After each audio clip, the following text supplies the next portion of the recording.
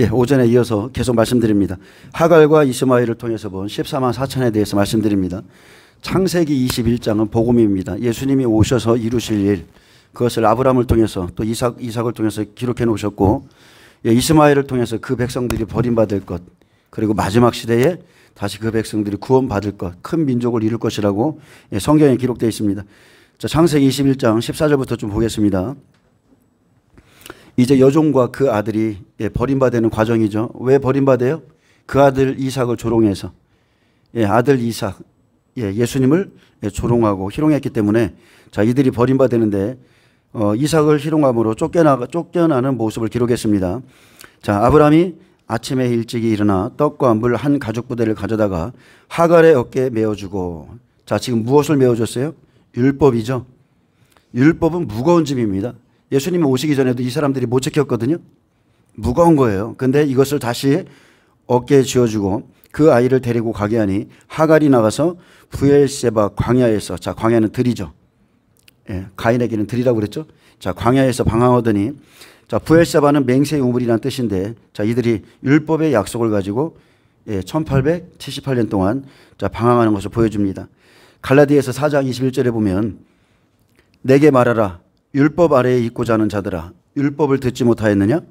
기록된 바 아브라함에게 두 아들이 있으니 하나는 여종에게서 하나는 자유 있는 여자에게서 낳다 하였으며 여종에게는 육체를 따라 낳고 자유 있는 여자에게는 약속으로 말미암았느니라. 이것은 비유니, 자, 이 두 여인이 뭐라고요? 비유니, 자, 비유라는 거예요. 이것은 비유니 이 여자들은 두 언약이라. 자, 종에게는 율법 백성에게 준 언약이 있고, 자, 복음을 통해서 준 언약이 있어요. 자, 이 여자들은 두 언약이라. 하나는 신의 산으로부터 종을 낳은 자니 곧 하갈이라. 형제들아 너희는 이삭과 같이 약속의 자녀라. 그러나 그때의 육체를 따른 한 자가 성령을 따른 한 자를 박해한 것 같이 이제도 그러하도다.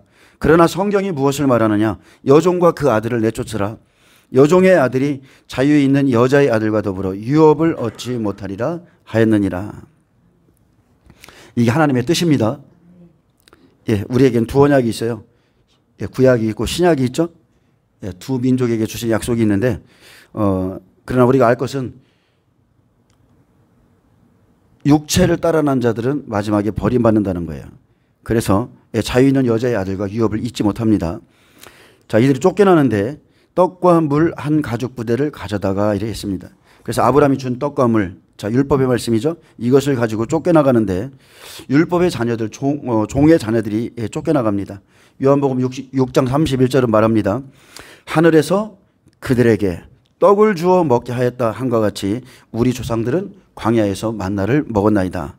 모세가 너희에게 하늘로부터 떡을 준 것이 아니라 내 아버지께서 너희에게 하늘로부터 참떡을 주시나니 하나님의 떡은 하늘에서 내려 세상에 생명을 주는 것이니라. 자, 하나님의 말씀은 생명을 주는 떡인데, 자, 이 사람들에게는, 자, 이 사람들이 안 받았죠? 이 떡을 안 받았어요. 근데 마지막 때 회개하기 때문에 물과 떡이에요. 이 사람들은 그냥 우리 조상들은 광야에서 만나 먹었어요. 이렇게 했는데 예수님은 내가 생명의 떡이다. 안 받죠? 말씀 안 받았습니다. 근데 마지막 때는 회개하고 돌아오기 때문에 물과 떡입니다. 자, 이것을 어깨에 메어주고 결국 율법을 고집하다가 예수님 죽이고 로마에 의해서 고난을 당하죠. 그래서 자기 땅에서 쫓겨나갈 때 율법을 짊어지고 나갔는데 율법은 무거운 짐이고 네, 고난입니다. 여러분, 율법으로는 의롭게 될 자가 아무도 없어요. 쫓겨나가는 것 자체가 고난이죠. 자, 하갈이 나가서 브엘세바 들에서 방황하더니, 자, 이 장면은 창세기 4장에도 나와 있습니다. 에덴 동쪽 놋 땅에 자, 거하였다. 놋이라는 뜻이 유리하다, 방황하다는 뜻이에요. 네, 똑같은 뜻입니다. 자, 이스라엘이 주 70년에 로마에 멸망하고 자기 땅에서 쫓겨나 방황합니다. 창세기 21장에서는 이삭을 희롱함으로 쫓겨나고 창세기 4장에서는 아벨을 죽임으로 쫓겨나고, 예, 그러는데 1878년 동안 유리하는 자가 되었고, 자, 율법을 가죽 심령에 채우고 그리고 또 어깨에 맨 것은 무거운 짐이었고, 자, 이 사람들에게 왜 그렇게 하셨냐면 율법 때문에 예수님을 죽였기 때문에 그렇습니다. 그래서 물과 떡이 효력을 다하는 날까지, 자, 물과 떡이 떨어지는 기한까지 이 사람들은 율법을 가지고 나가야 돼요. 그리고 나중에 회개하니 이것이 물이 되는 겁니다. 한 샘물을 발견해야죠. 자, 15절 봅니다. 가죽 부대에 물이 떨어진지라 가죽 부대에 물이 다한지라 그 자식을 관목 덤불 아래에 두고 그랬습니다.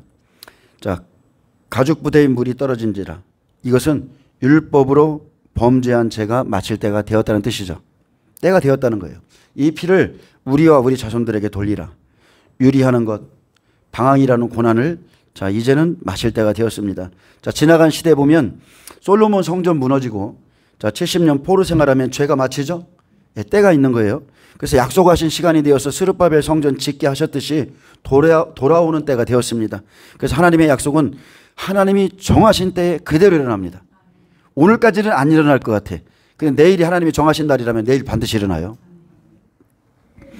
자, 그 자식을 관목덤불 아래에 두고 자, 이 소리는 이스라엘 백성을 구원할 때가 되면 이 소리가 똑같은 거예요. 왜냐하면 자, 관목덤불은 문자적으로 보면 어린 가지, 수풀을 의미하지만 자, 히브리어로 보면 시아입니다. 숙고하다, 대하다, 이야기하다, 자, 기도하다는 뜻을 갖고 있어요. 관목덤불 아래는 기도하다는 뜻이에요. 그래서 낡은 가죽 부대에 물이 효력을 다할 때에 즉 이스라엘 백성을 구원할 때가 되면 그 자식들이 그 관목덤불 아래에서 울며 통회자복하고 하나님께 기도하게 되죠. 그것이 바로 계시록 8장 3, 4절이죠.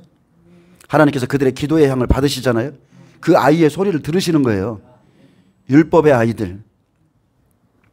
누가복음 5장 37절에 말씀을 물이라고 하면 자, 가죽 부대는 심령입니다. 자, 새 포도주를 낡은 가죽 부대에 넣는 자가 없나니 그랬어요. 자, 새 포도주, 새로운 교훈이죠. 예, 물이에요, 물. 근데 낡은 가죽 부대에 넣으면 안 되죠. 그 심령, 예, 낡은 가죽 부대, 그 심령 그대로 예, 그 새 교훈을 넣는 자가 없어요. 새로워져야 돼요. 그래서 만일 그렇게 하면 새 포도주가 부대를 터뜨려 포도주가 쏟아지고 자, 부대도 못 쓰게 되리라. 예, 말씀은요, 새 부대에 담아야 되는 겁니다. 자신이 바뀌어야 돼요. 예를 들어서 모세가 두 번째 돌판 깎고 올라가듯이 예, 새 부대에 담아야 돼요. 말씀을 떡으로 비유할 때는 자, 그릇이 필요하고 자, 씨로 비유할 때는 밭이 필요하고 영으로 표현할 때는 자, 우리의 성년된 우리의 몸, 전이 필요하죠. 자, 새 포도주는 새 가죽 부대에 담습니다. 자, 근데 어떻게 담느냐? 삶의 고통이 와요.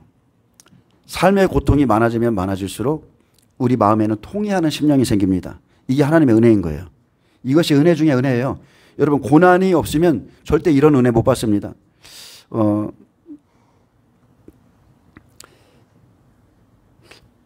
제가 굉장히 좀 며칠 전에 아주 좋은 그 말씀 기절을 좀 읽었는데 거기에도 똑같은 이런 말씀이 있었어요. 하나님은 고난이라는 것을 통해서 우리에게 놀라운 은혜를 주신다는 거예요. 그 부분에 대해서 제가 좀 나중에 좀 적어서 좀 한번 여러분에게 읽어드릴게요. 자, 하여튼 여러분의 삶의 고난은 여러분의 심령을 가난하게 만듭니다. 쉽게 말하면 예수님을 받을 준비가 되는 거예요. 자, 이르되 아이가 죽는 것을 참아 보지 못하겠다 하고 화살 한바탕 거리 떨어져 마주 앉아 바라보며 소리내어 우니. 자, 방송대국하죠. 이방인의 구원사가 마실 때가 되면 자, 속죄절에 이스라엘 백성 민족적인 회개 운동이 일어납니다. 자, 이것은 7개월 동안 일어날 것이고 자, 우리가 마태복음 24장을 보면 이 일 이전에 무슨 일이 생깁니까? 첫 번째, 사람의 미혹을 조심하라고 그랬죠. 그리고 민족을 나라가 나라를 대적하여 일어나고 자, 곳곳에 기근과 지진이 막 일어납니다. 그리고 전쟁과 기근과 죽음, 난리와 난리 소문을 듣겠으나 두려워하지 말라. 예, 두려워하지 말라 했습니다. 이런 것이 있어야 재난의 시작이다. 그래서 예수님이 오시기 전에 이런저런 여기 기록된 이런 삶의 고통이 실제적으로 우리에게 와요. 그래서 사람들이 예수님을 맞이할 마음의 준비를 하는 겁니다. 막 전쟁, 기근, 막 정말 여러분 요새 답답하죠. 정치를 봐도 답답하고 뭐를 봐도 답답하고 주님 빨리 왔으면 좋겠죠. 세상을 통해서 기근, 전염병, 난리, 전쟁, 막 이상한 소문들 우리 마음의 준비가 예수님 맞을 준비가 되는 거예요. 깨끗하게 씻고. 제가 23년 10월에 참 2년 전에 이 설교를 한번 했었거든요. 그때는 이렇게 전했어요. 가자지구, 그때는 이제 이스라엘에 전쟁이 일어날 때잖아요. 2년 전에. 제가 그래서 요 밑에다가 이런 글을 좀 적어놨었는데, 자, 가자지구 하마스의 공격으로 이스라엘의 전쟁이 일어났다. 단순한 전쟁, 무모한 전쟁이 아니라 이것은 더 큰 목적을 이루기 위해서 묵인된 전쟁이다. 이스라엘을 공격하기 위해 수천 발의 로켓을 준비하는데도 몇 달이 걸리는데 최고의 첩보 기관인 이스라엘과 그리고 FBI가 하마스의 그 큰 공격을 준비하는 것을 모를 리 난무하다. 그죠? 근데 묵인된 것이었죠. 이 전쟁이 일어나기 전에 묵인된 거예요. 하마스가 침투하려는 계획을 몇 달 동안 연습한 것이 영상으로 유출되었습니다. 저도 그거 봤습니다. 근데 모두 그대로 이루어졌죠. 그래서 네타냐후 총리는 9월에 팔레스타인이 없는 이스라엘 지도를 미리 배포했어요. 미리 보여줬어요. 그리고 그가 하려는 원대한 계획을 흘린 적이 있죠. 이란까지 치려고 하는 계획을 흘린 적이 있어요. 하마스는 이스라엘이 키운 조직이고 그들은 자기들의 입지를 위해서 이스라엘과 사우디의 평화를 원치 않습니다. 그리고 결국 사우디 왕자는 하마스 지지 성명을 내놓았고 하마스 극단주의자들은 악한 자들이지만 실제는 그들의 숫자는 적은 무리죠. 적은 무리의 숫자예요. 자, 그들은 쉽게 말하면 강대국의 필요에 의해서 쓰고 버리는 카드와 같습니다. 뭔가를 하려면 그들 들여서 싹 쓰고 또 잠잠하게 하고. 이번에 이스라엘 그 평화협정 발표하니까 어때요? 지금 하마스가 또 다 드러났죠? 또 그 안에서 막 또 살육이 일어나기 시작했어요. 자, 하마스 뒤에 누가 있습니까? 시리아가 있죠. 이란이 있죠. 그리고 맨 뒤에 가장 큰 러시아가 있습니다. 자, 이스라엘 뒤에는 누가 있어요? 미국이 있고 많은 우방들이 있죠. 예, 앞으로 중동 전쟁으로 크게 확산될 수도 있지만 이스라엘과 팔레스타인의 분쟁은 결국 중재로 인해서 평화협정으로 갈 것이다. 제가 2년 전에 이런 설교했거든요. 트럼프가 중재했던 아브라함 평화협정은 미흡하죠. 그래서 더 강할 것이고 앞으로 당사자인 팔레스타인과의 협정으로 이어질 것이고 이 세대가 가기 전에 예수님이 오실 것이기에 성경에 기록한 대로 자, 평화협정이 일어나면 제3성전, 율법성전이 세워질 겁니다. 그리고 그 일을 누가 한다고 그랬어요? 트럼프가 이룰 것이라고 그랬어요. 근데 다른 채널에 보니까 지금 아브라함 협정 조약도 트럼프의 사위 큐시너가 뒤에서 쭉 돌아다니면서 다 이루어 놓았고 발표는 트럼프가 하고 트럼프가 될 것인지 큐시너가 될 것인지 모르겠지만 저는 트럼프를 보고 있고 왜냐하면 그만큼 뻔뻔하고 속임수에 능한 사람이었거든요. 아우 막 그렇게 뻔뻔했으면 좋겠어.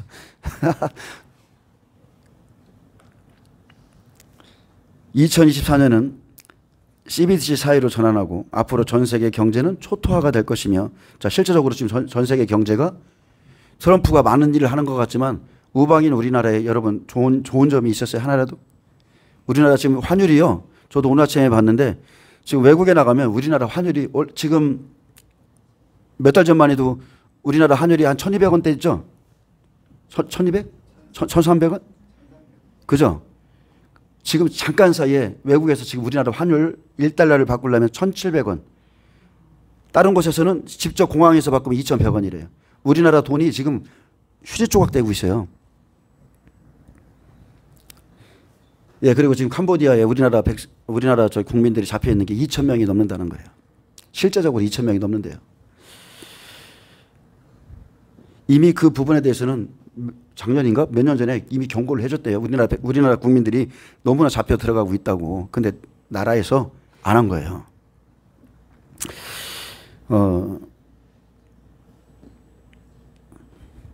그리고 앞으로 전 세계 경제는 초토화가 될 것이고 기근, 팬데믹, 흰신, 크고 작은 전쟁이 자, 폭풍처럼 몰아칠 것이다. 이미 체체는 자, 흰신, 그냥 백신이라고 할게요. 백신 접종 증명서 없이 주유소에서 연료를 공급하지 못하고 있죠. 2년 전에 그랬어요. 2년 전에 제가 이걸 내보낸 거예요. 그때는 백신 접종 증명서가 없으면 그들은 주유소에서 연료를 공급하지 못했어요.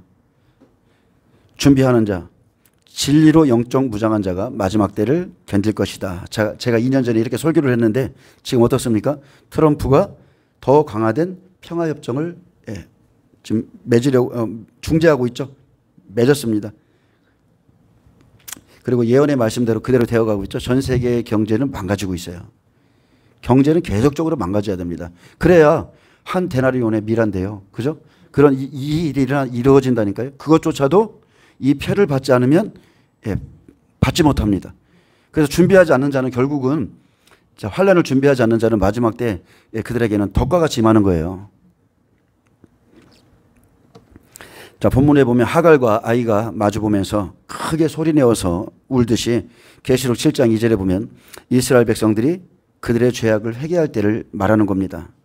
천사가 회개하는 14만 4천의 이마에 인을 치기 위해서 자, 가지고 내려오죠. 자, 우리가 회개하고 예수님을 영접할 때 성령이 오셔서 우리에게 인을 쳤죠. 마찬가지입니다. 그냥 왜 하늘이 반 시간쯤 고요한가? 다른 게 아닙니다. 이스라엘 백성들이 두 증인의 복음을 듣고 예수님을 영접함으로 천사가 와서 인을 치거든요. 그래서 잠시 2520일 중에 2300주야를 제한 220일, 즉 7개월 10일을 고요하게 해서 이스라엘 백성들 기도 다 받으시고 2300주야 적그리스도에게 넘겨주면 이렇게 환란이 시작되는 거예요. 자, 천사가 인을 치는데 인은 도장이죠. 도장을 치는 겁니다. 소유권을 위해서 인을 치는데 예수님을 영접해야 돼요. 계시록 7장 2절에 또 봄에 다른 천사가 살아계신 하나님의 인을 가지고, 자, 인치는 천사죠. 살아계신 하나님의 인을 가지고 해 돋는 데로부터 올라와서 땅과 바다를 해롭게 할 권세를 받은 네 천사를 향하여 큰 소리로 외쳐.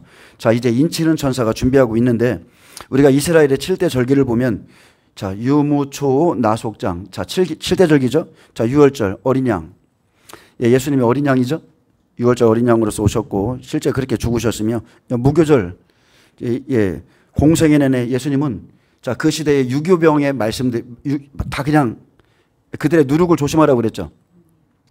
유교병의 말씀인데 예수님의 말씀만이 무교병이에요. 누룩이 섞이지 않았어요. 그리고 예수님은 땅속에 계셨고 초실절날 천열배로 부활해서 하나님께 올라가셨고 이 모든 것들요 다 이루셨고, 그리고 예수님이 올라가시자 이제 성령이 오셨죠. 오순절날 약속대로 성령이 오셔서 그때부터 이제 사도행전이 시작되고요. 쭉 넘어가서 마지막 시대 나팔절, 그리고 속죄절, 장막절 이 세 절기를 이루어야 되는데 나팔절은 그냥 천사가 뿌 하고 연계해서 나팔 부는 게 아니라 실제적으로 이 복음을 가진 이방인 두 증인이 이스라엘 땅에 들어가서 복음을 나팔 부는 것을 나팔이라고 그런 거예요. 연계에서도 천사들이 시작을 알리는 나팔을 불지만 그 전에 이방인 두 증인을 통해서 예수님이 이스라엘 땅에 오셔서 복음을 입을 열어 가르쳐 이르시되 이게 시작인 거예요. 똑같은 겁니다. 그러면 속죄절에 어떻게 해요? 이 복음을 받으면 사람들이 7개월 동안 회개하고 그때 천사가 14만 4천 인쳐주고 장막절에 이스라엘 14만 4천 보좌로 천열매가 올라가는 겁니다. 창세기 21장 17절에 하나님이 그 어린아이의 소리를 들으셨으므로 하나님의 사자가 하늘에서부터 하갈을 불러 이르시되 하갈아 무슨 일이냐 두려워하지 말라 하나님이 저기 있는 아이의 소리를 들으셨나니. 자, 하나님이 그 어린아이의 소리를 들으셨다 했죠. 이스라엘 백성 회개기도 소리 듣고 그들을 받으시죠. 자, 하나님의 사자, 이스라엘은 율법 백성이기 때문에 천사들이 움직이죠. 천사를 보내서 인을 칩니다. 하갈아 무슨 일이냐 두려워하지 말라 하나님이 저기 있는 아이의 소리를 들으셨나니. 자, 하나님께서 자, 계시록 8장 3, 4절 실제 그들의 소리 듣죠. 기도의 향을 받으시는 겁니다. 자, 또 다른 천사가 와서 제단 곁에 서서 금향로를 가지고 많은 양을 받았으니 이는 모든 성도의 기도와 합하여 보좌 금 제단에 드리고자 함이라. 향연이 성도의 기도와 함께 천사의 손으로부터 하나님 앞으로 올라가는지라. 자, 이렇게 단순하게 기록되어 있지만 이 아이가 대성통곡하듯이 그죠? 엄청나게 회개의 역사가 일어나는 거예요. 하나님이 들으실 정도로, 하늘에 계신 하나님이 이들의 막 그 통곡하는 소리를 들으실 정도로 우리가 죽게 되었다고 그러면서 하나님께 호소하는 소리를 듣는 겁니다. 자, 율법 아래에 있는 자는 여러분 종의 자녀예요. 우리는 복음의 아들들이죠. 여긴 종의 자녀고 율법은 그림자입니다. 율법은 즉 말하면 초등학문이에요. 율법은 기한이 있습니다. 유효 기간이 있어요. 예수님이 오시기까지만 유효한 겁니다. 자, 바울은 이렇게 말했습니다. 율법을 다시 돌아가지 말아야 될 약하고 천박한 초등학문이라고 그랬어요. 율법이 뭐라고요? 율법은 약하고 천박한 초등학문이다. 그런데 이 시대에 어떻게 해요? 율법으로 막 회개해야 된다고 그러죠? 잘못된 겁니다. 갈라디아 4장 1절에서 7절에 보면 내가 또 말하노니 유업을 이을 자가 모든 것의 주인이나 어렸을 동안에는 종과 다름이 없어서 그 아버지가 정한 때까지 자, 다시 한번 말합니다. 율법은 그 아버지가 정한 때까지 후견인과 청지기 아래에 있나니 이와 같이 우리도 어렸을 때에 이 세상의 초등학문 아래에 있어서 종노릇 하였더니 때가 참에 하나님이 그 아들을 보내사 여자에게서 나게 하시고 율법 아래에 나게 하신 것은 율법 아래에 있는 자들을 속량하시고 우리도 아들의 명분을 얻게 하려 하심이라. 너희가 아들이므로 하나님이 그 아들의 영을 우리 마음 가운데 보내사 아빠 아버지라 부르게 하셨느니라. 그러므로 내가 이후로는 종이 아니요 아들이니 아들이면 하나님으로부터 말미암아 유업을 받을 자니라. 아멘. 자, 속죄제를 통해서 하나님께서 율법 안에 있는 그 어린아이의 기도 소리를 다 받으시는 거예요. 그러면 18절에 일어나 그럽니다. 일어나. 아이의 소리를 들으시고 자, 일어나. 히브리어 쿰이죠. 자, 세우다, 자리를 박차고 일어서다, 강하게 하다, 성취하다, 받쳐주다 이런 뜻인데 일어나 아이를 일으켜 내 손으로 붙들라. 그가 큰 민족을 이루게 하리라 하시니라. 자, 때가 되었습니다. 하갈과 이스마엘이 쫓겨날 때 내가 그로 큰 민족을 이룬다고 약속하신 것을 이루는 때예요. 자, 아이를 일으키시죠. 예, 일으켜는 히브리어 나사입니다. 들어올리다, 일으켜 세우다, 전진하게 하다. 그래서 에스겔 37장에 보면 마른 뼈들이 있죠. 완전히 마른 뼈들. 살아있는 것 같지만 다 죽었어요. 영적으로는 다 죽었어요. 마른 뼈들인데 이 마른 뼈들이 군대가 되어 고토로 돌아가게 한다는 것이나 같은 약속이에요. 똑같은 약속입니다. 언약이 성취되는 때 마지막 때가 되었기에 하나님 나라와 하나님의 백성 큰 군대를 이루십니다. 내 백성아 내가 너희 무덤을 열고 너희로 거기에서 나오게 하고 이스라엘 땅으로 들어가게 하리라. 내가 이스라엘 자손을 잡혀간 여러 나라에서 인도하며 그 사방에서 모아서 그 고국 땅으로 돌아가게 하고 그 땅 이스라엘 모든 산에서 그들이 한 나라를 이루어서 한 임금이 모두 다스리게 하리니 그들이 다시는 두 민족이 되지 아니하며 두 나라로 나누이지 아니할지라. 자, 하나님이 하신다는 거죠. 때가 되면 하나님이 이거 다 이루시는 거예요. 에스겔 37장 4절에서 6절에 보면 또 내게 이르시되 너는 이 모든 뼈에게 대하여 이르기를 너희 마른 뼈들아 여호와의 말씀을 들을지어다. 주 여호와께서 이 뼈들에게 이같이 말씀하시기를 내가 너희에게 생기가 들어가게 하리니 너희가 살아나리라. 성령이 부어지죠. 생령이 되는 겁니다. 살아있는 생령, 마른 뼈들에게 생기가 들어가는 거예요. 너희 위에 힘줄을 두고 살을 입히고 가죽으로 덮고 너희 속에 생기를 넣으리니 너희가 살아나리라. 또 내가 여호와인 줄 너희가 알리라 하셨다라. 이날 여호와가 누군지를 알게 되죠. 비로소 여호와의 이름을 부르는 거예요. 예수님을 알게 됩니다. 죽었던 자들, 마른 뼈가 강한 군대가 됩니다. 한 민족을 세웁니다. 강한 군대. 마지막 때 생기를 불어넣으시고 자, 떡과 물이 다 떨어졌을 때 내가 죽었구나. 나는 끝장났구나. 우리도 똑같죠? 우리 삶에도 끝났어. 나에겐 소망이 없어. 그때 눈을 밝혀주시고 우리에게 은혜를 주시듯이 똑같아요. 하갈의 눈을 그때 새롭게 밝히시는 겁니다. 자, 이들이 무엇을 먹고 군대가 됩니까? 네, 샘물입니다. 샘물. 물을 먹어야 군대가 되는 거예요. 자, 19절에 하나님이 하갈의 눈을 밝히셨으므로 샘물을 보고 가서 가죽 부대에 물을 채우다가 그 아이에게 마시게 하였더라. 자, 이게 하나님의 은혜의 시간입니다. 하나님이 눈을 밝혀주시고 생수를 주시고 그리고 그것을 또 그 아이에게 마시게 하시는 것. 자, 하나님이 하갈의 눈을 밝히셨으므로 자, 회개하고 돌이키는 자들 눈을 밝게 해줍니다. 두 증인이 들어가서 율법을 복음으로 바꿔줘야 눈이 밝아지죠. 여러분 사울 기억하시죠? 예, 율법에 정통한 사울이 다메섹 도상에서 떨어지고 나서 눈의 비늘이 벗겨져야 돼요. 그 은혜의 시간, 성령을 통해서 영적인 눈이 밝아져서 예수가 누구신지, 우리가 생각했던 그 여호와 하나님이 누구신지를 그들이 알게 되는 겁니다. 그들에게 일치한 마음, 회개할 마음을 주시죠. 에스겔 11장 19절에 보면 마지막 때 약속이 있습니다. 내가 그들에게 한 마음을 주고 그 속에 새 영을 주며 그 몸에서 돌 같은 마음을 제거하고 살처럼 부드러운 마음을 주어 내 율례를 따르며 내 규례를 지켜 행하게 하리니 그들은 내 백성이 되고 나는 그들의 하나님이 되리라. 아멘. 그동안 하나님의 율례, 규례 제대로 따르지 못했는데 성령이 오시면 한 마음, 한 영, 그죠? 돌 같은 마음 제거해 주시고 막 마음속에 부드러운 마음, 회개할 마음, 하나님 사랑할 마음 다 부어주셔서 하나님의 백성이 되게 하신다고. 예, 저와 여러분도 그렇게 구원받았죠. 여러분, 하나님의 백성이 되는 것은요, 우리의 힘으로 한 게 아무것도 없어요. 모든 것이 다 하나님의 은혜의 역사입니다. 처음부터 그에 대한 구원을 계획하신 하나님의 선택, 주권적인 선택이 하나님의 시간이 돼서 우리를 건져내시고 일하시는 거예요.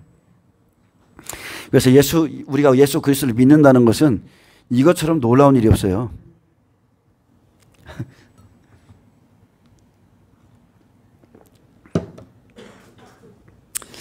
예수님을 일찍 믿어서 잘 모르시나 봐. 저처럼 늦게 세상에서 풍파를 다 겪고 예수님을 믿어야 이게 전적인 하나님의 은혜였다는 것이 막 실감나죠.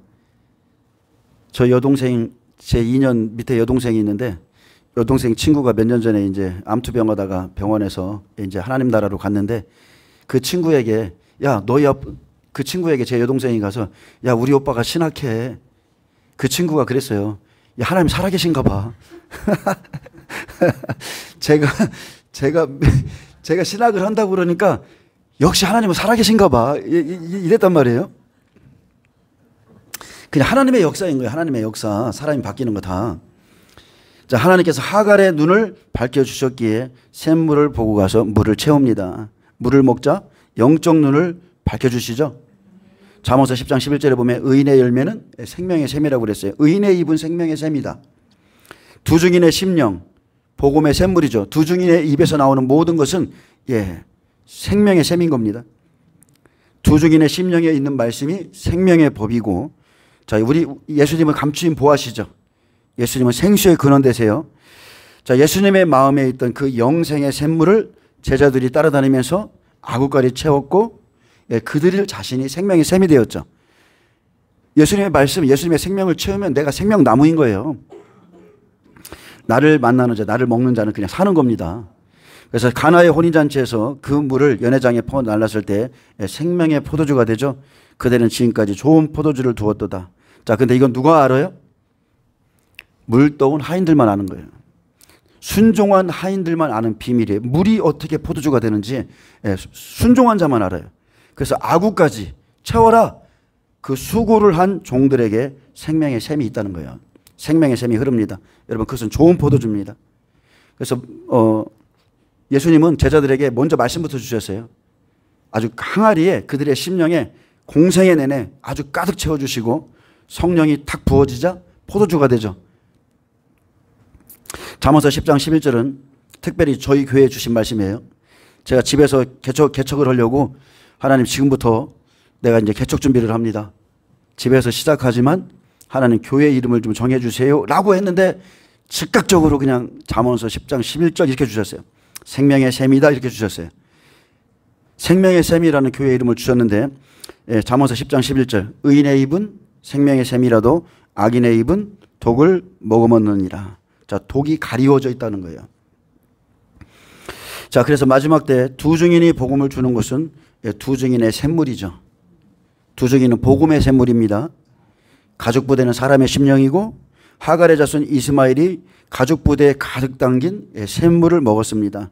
이렇듯이 마지막 때 14만 4천이 7개월 동안 그 물을 먹고 자기 민족에게 전할 복음의 말씀을 준비하죠. 전통의 화살이 가득한 자는 복이 있다고 그랬어요. 하나님의 말씀을 가득 가진 자는 그때그때 적시적시에 쓸 말씀을 하나님이 주십니다. 자, 요한복음 7장 37절에 보면 성령이 임하면 그 배에서 생수의 강이 흘러나는 것 같이 성령의 복음은 마르지 않습니다. 한번 터지면 계속 터지는 거예요. 명절 끝날 곧 큰 날에, 자, 초막절입니다. 예수께서 서서 외쳐 이르시되 누구든지 목마르거든 내게로 와서 마시라. 나를 믿는 자는 성경에 이룬 것 같이 그 배에서 생수의 강이 흘러나오리라 하시니 이는 그를 믿는 자들이 받을 성령을 가리켜 말씀하신 것이라. 예수께서 아직 영광을 받지 아니하셨으므로, 자, 십자가 사건이죠.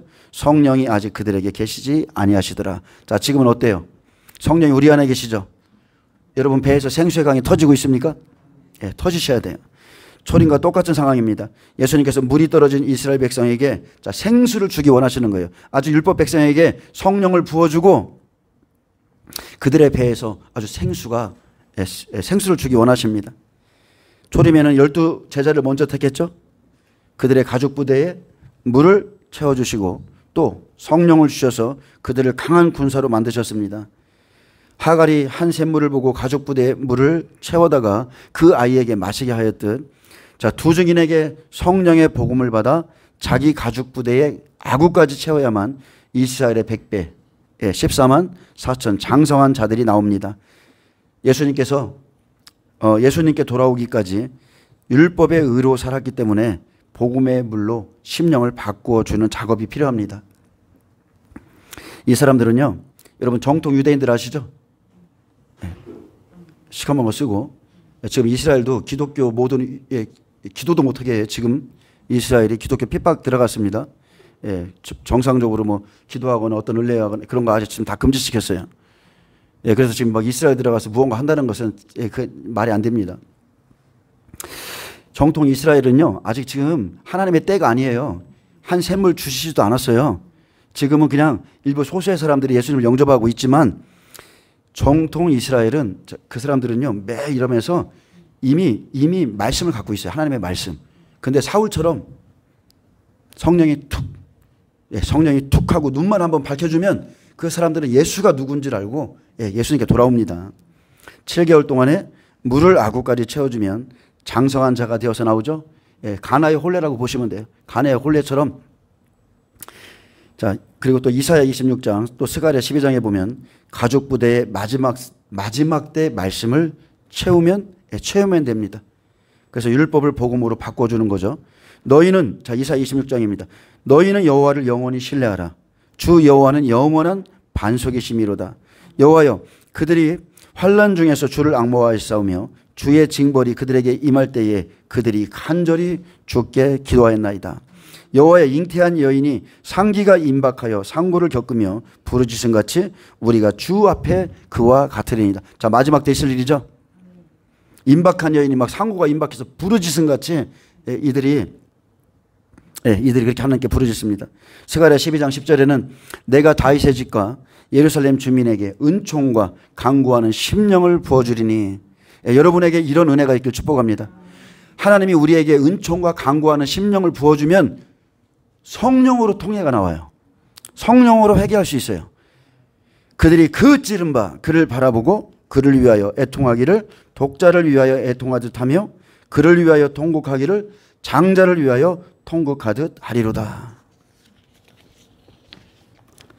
이렇게 샘물을 먹고 아주 이렇게 민족적으로 막 회개함으로 인해서 성령이 그들과 함께 하시죠. 자, 20절 보겠습니다. 이 일이 있고 나면 자 20절에 하나님이 그 아이와 함께 하시매 그가 장성하여 광야에서 거주하며 활 쏘는 자가 되었더니 자 하나님이 그 아이와 함께 계시며 그랬습니다. 이 일 이전에 뭐가 있었어요? 자, 그 전까지는 버림바 되었는데 그죠? 버림바가 되었어요. 버렸어요.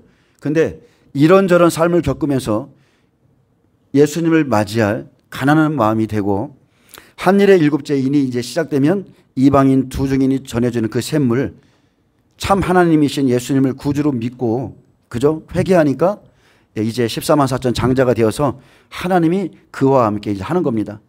에녹이 65년 무두셀레 낳고 그 남은 시간 그래 이 아이가 죽으면 심판이 온다 하듯이 하나님과 동행했다고 그랬죠? 똑같은 거예요.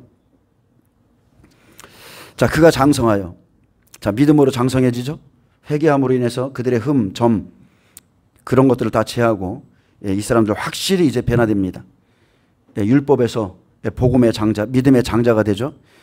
자, 광야에 거주하며 활 쏘는 자가 되었더니 자, 활 쏘는 자 하나님의 말씀을 전하는 자인데 전 3년 반 1260일입니다. 이 사람들도 자기 백성에게 말씀을 전하는 자가 되죠.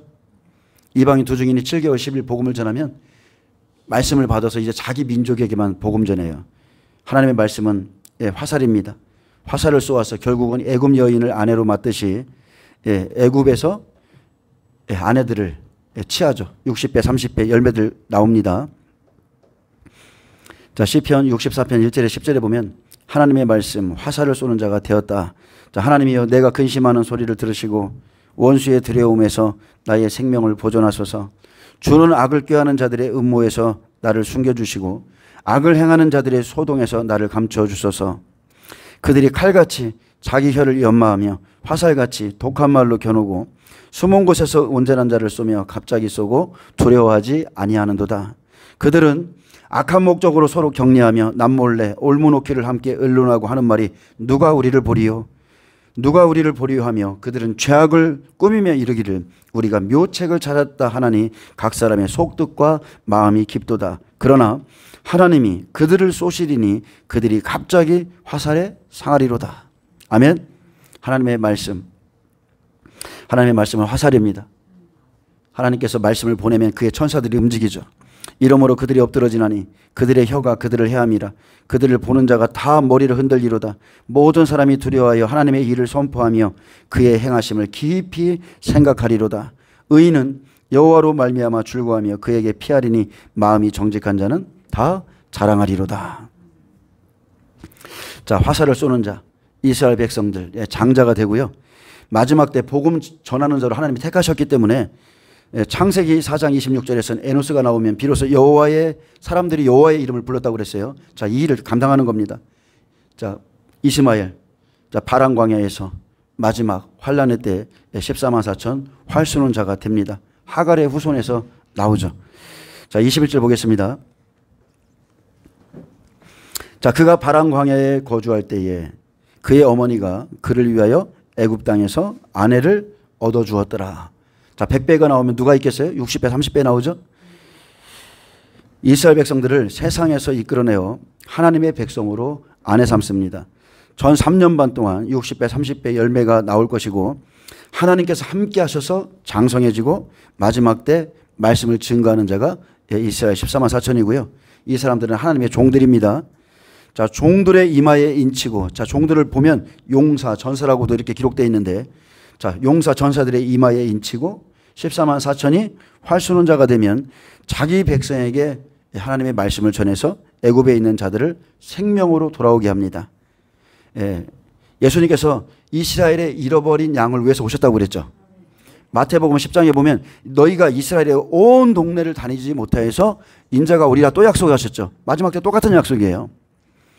자기 14만 4천이 자기 백성 구원하고 마치는 거예요. 유브라데까지입니다. 유브라데까지. 14만 4천은 전 3년 반 동안 복음을 전하는 자, 활 쏘는 자고 1260일이 딱 마치면 전 3년 반이 마치면 부활자들과 함께 이 사람들은 휴거됩니다. 자, 이런 모든 일들을 하나님께서 창세기에 계획하셨고요. 이사야가 이 사실을 예언해 줬어요. 여러분 얼마나 놀라운 일입니까? 이사야 26장은 작은 계시록입니다. 왜? 마지막 때 있을 일을 기록해 놨거든요. 이사야 26장 19절에 보면 전 3년 반이 지나면 어떤 일이 일어나냐면 주의 죽은 자들은 살아나고, 마지막 때 일을 기록해 놨어요. 주의 죽은 자들. 자, 죽은 자들은 히브리어 무트입니다. 죽은 자, 죽이다, 살해하다는 뜻인데 살아나고, 자, 이들이 살아나고 부활이죠. 그들의 시체들은 일어나리이다. 그들의 시체들, 휴거자들. 아멘. 자, 시체는 히브리어 네벨라입니다. 무기력하게 된 것, 우상, 스스로 죽은 것들, 이런 사람들이 일어난다는 거예요. 또 티끌은 흙이죠. 먼지가루인데 티끌에 누운 자들아, 누웠다는 것은 숙박하다, 영구히 머무르다, 거주하다, 정착하다는 뜻인데 너희는 깨어 노래하라.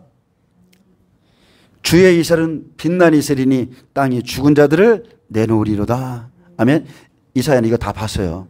이사야는 초림의 예수님, 천연왕국, 그죠? 예루살렘 다 봤어요. 자, 스가랴에서도 계시록의 사건들이 들어가 있고요. 막상 계시록 12장에 보면 한 여자, 이 여자, 그 여자가 나오죠. 한 여자, 해를 옷 입은 한 여자, 이방인 두 증인이죠. 그냥 교회가 아니에요. 일반 백성 아니에요. 성도 아니에요. 그냥 단순하게 생각하는데 그게 아니고 11장의 일을 설명하는 거예요. 11장의 일을. 해를 옷 입은, 해는 복음이죠. 그래서 한 여자는 두 증인이고, 자, 그로부터 나오는 이 여자는 휴거자 14만 4천. 이 여자가 잉태할 때, 해산할 때 그 아이가 올라가는 거예요. 이렇게 14만 4천 휴거됩니다. 자, 그리고 그 여자, 그 여자 소개하죠? 그 여자가 누구예요? 예비차 가는 사람들. 12장 6절 14절에 60배들, 그리고 17절에 남은 자손들 있죠? 하나님의 계명을 지키는 이스라엘 30배, 예수의 증거를 가진 이방인 30배, 이 사람들 남은 자손들 소개하죠. 자, 이렇게 믿음의 종류가 있다는 것을 성경은 이렇게 구분해서 기록해 놨습니다. 그렇기 때문에 우리가 마지막 때 말씀을 깨달으려면 여러분 오직 말씀은요 성령으로밖에 안 돼요. 오직 성령입니다. 여러분 깨달아집니까?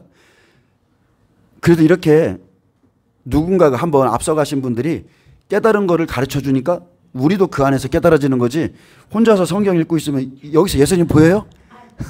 안 보입니다. 이상만 보이지. 아우 이거 왜 이래, 왜 이스마엘 쫓아내. 자, 이런 생각만 하지 성령이 아니면 깨달을 수가 없어요. 요한복음 14장 6절은 말합니다. 예수께서 이르시되 내가 곧 길이요 진리요 생명이니 나로 말미암지 않고는 아버지께로 올 자가 없느니라. 너희가 나를 알았더라면 내 아버지도 알았으리로다. 이제부터는 너희가 그를 알았고 또 보았느니라. 여러분 예수님은 내가 길이라고 그랬습니다. 예수님은 길이세요. 그러나 많은 사람들은, 자, 길도 여러 가지가 있죠. 성경은 생명의 길과 사망의 길이 하나님 안에 있다고 그랬어요.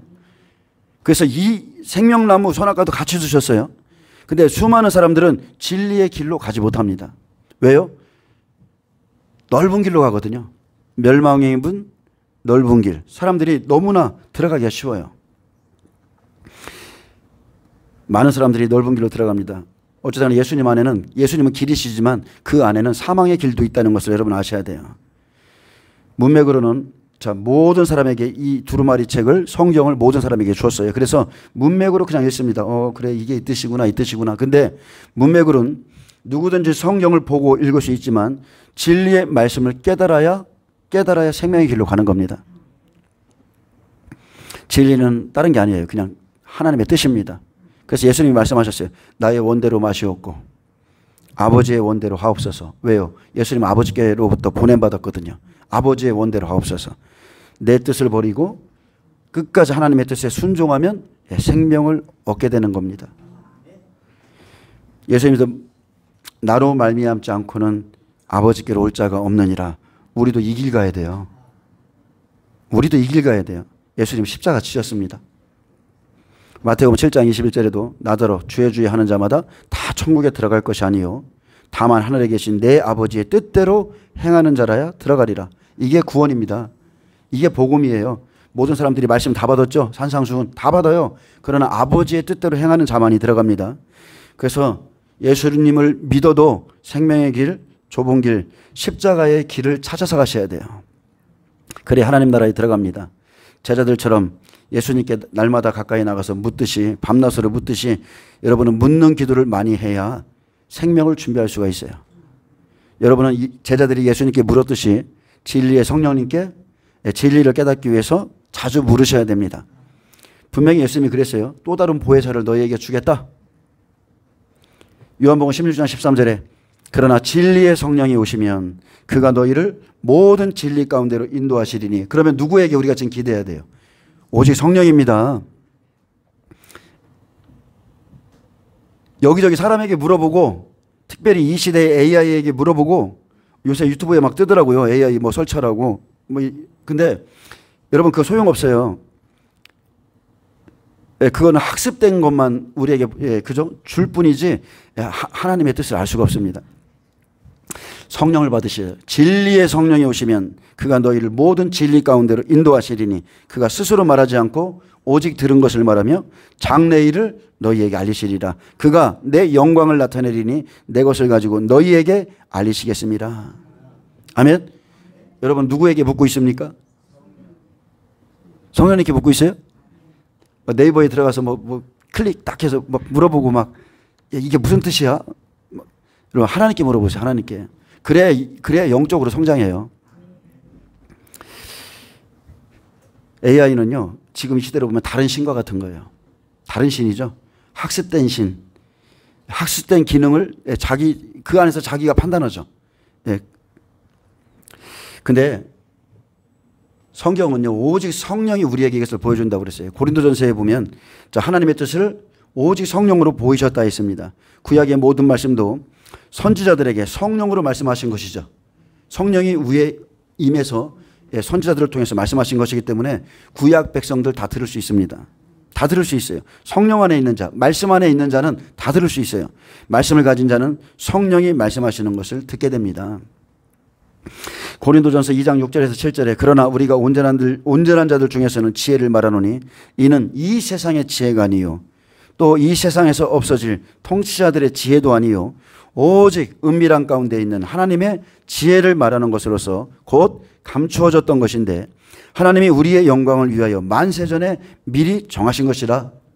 오직 하나님이 성령으로 이것을 보이셨으니 성령은 모든 것 곧 하나님의 깊은 것까지도 통달하시느니라. 자, 두 증인이 복음 사역이 시작되면 선지자들의 말씀을 가진 자들, 구약의 선지자들의 말씀을 가진 자들은 성령으로 말씀하시는 것을 들을 수 있습니다. 왜냐하면 동일한 성령 안에서 말했거든요. 하나님의 말씀을 감추어 놨기 때문에 성령이 아니면 절대 하나님의 뜻을 알 수 없습니다. 지식적으로는 이해가 가요. 지식적으로. 왜? 문맥이 있으니까. 아, 그래, 이게 이렇게 흘러가는구나. 이런 일을 했구나. 지식적으로는 이해가 된다 해도 절대로 영적으로는 이해할 수 없습니다. 겉으로 이해가 된다 해서 영적으로 이해한 게 아니에요. 틀린 겁니다. 그래서 계시가 아니면 하나님이 열어서 깨닫게 하지 않으면 주는 그리스도시요 살아계신 하나님의 아들이니다. 예수님만이 구원자이심을 절대 못 믿어요. 계시가 아니면 하나님의 뜻을 절대 알 수 없습니다.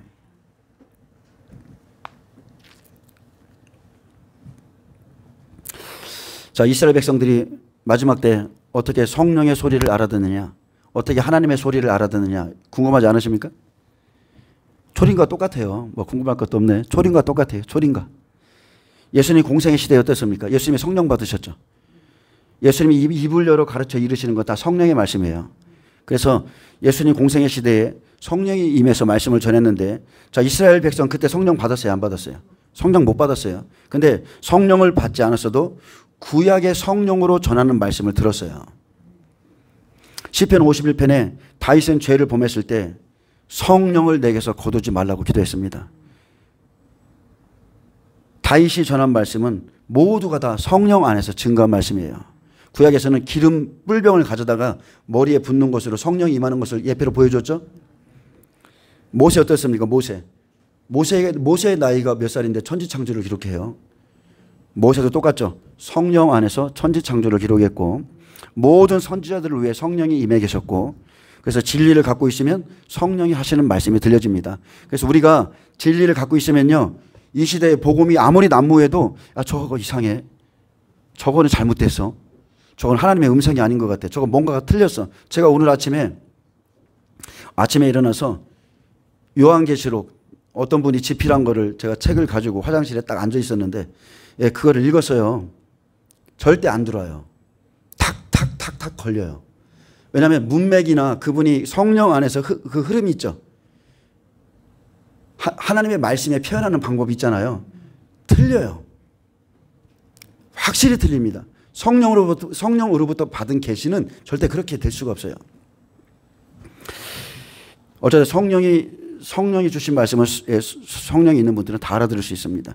자, 시편 51장 9절부터 13절에 보면 주의 얼굴을 내 죄에서 돌이키시고 내 모든 죄악을 지어주소서. 하나님이여, 내 속에 정한 마음을 창조하시고 내 안에 정직한 영을 새롭게 하소서. 나를 주 앞에서 쫓아내지 마시며 주의 성령을 내게서 거두지 마소서. 주의 구원의 즐거움을 내게 회복시켜 주시고 자원하는 심령을 주사 나를 붙드소서. 그리하면 내가 범죄자에게 주의 도를 가르치리니 죄인들이 주께 돌아오리이다.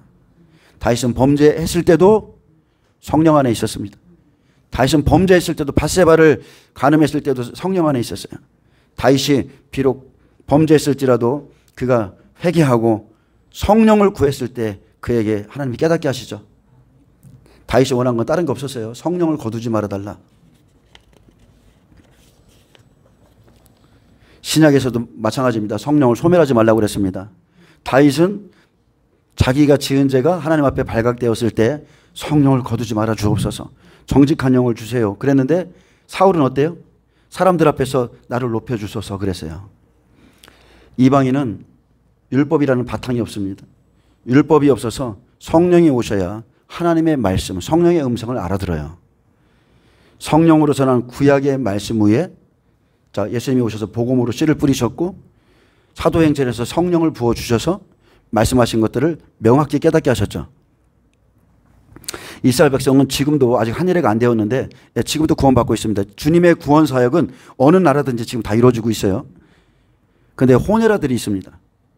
정통 유대인이 아닌 호네라들. 그들 지금 복음받고 있죠. 쉽게 말하면 메시아닉 주들. 그들이 지금 구원받지만 그러나 지금 우리가 기다리는 그 구원이 아니죠. 정통 이스라엘 백성에겐 아직 복음이 들어가지 않습니다. 한일이 시작 안 됐어요. 14만 4천 아직 구원받지 못했습니다. 지금 이 사람들이 구원받는 거 알리야 사역하고 뭐하고 하는 거 이것과 아무 상관없어요. 아무 상관없다고 하면 좀 그것도 좀 그러네. 근데 어쨌든 간에 그때는 안 됐어요. 아직은 이스라엘 백성이 돌아올 때가 아닙니다. 하나님께서 그 문을 열어놓지 않으셨어요. 봉가리 접으실 때는 일곱째 인에서 하늘이 반 시간쯤 고요할 때 그 백성들의 회개기도 받습니다.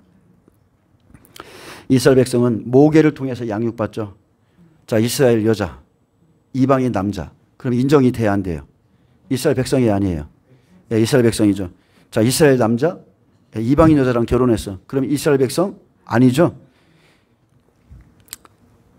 자, 이스라엘 백성은 아직까지는 예수님이 참 하나님이시고 그들의 메시아임을 모르고 있습니다. 예수님 초림에 율법의 제사장들이 말했어요. 여호와 하나님을 자기들이 섬긴다고 그랬거든요. 하나님은 한 분이라고 그랬어요. 자기들이 그렇게 말했지만 예수님께서는 내가 그니라. 그 말씀하신 예수님의 증거를 받지 않았어요. 마지막 때 받습니다.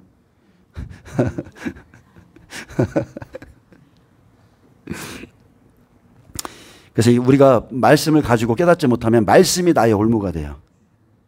이해되시죠? 말씀 때문에 오히려 내가 올무가 돼서 자기 주관을 내려놓으셔야 돼요. 특히나 마지막 때 말씀을 받는 것은 기존의 은혜 시대 때 대충 좀 받아놨던 그 말씀 가지고 안 됩니다. 자기 모든 걸 내려놓고 말씀으로 재정립하셔야 돼요.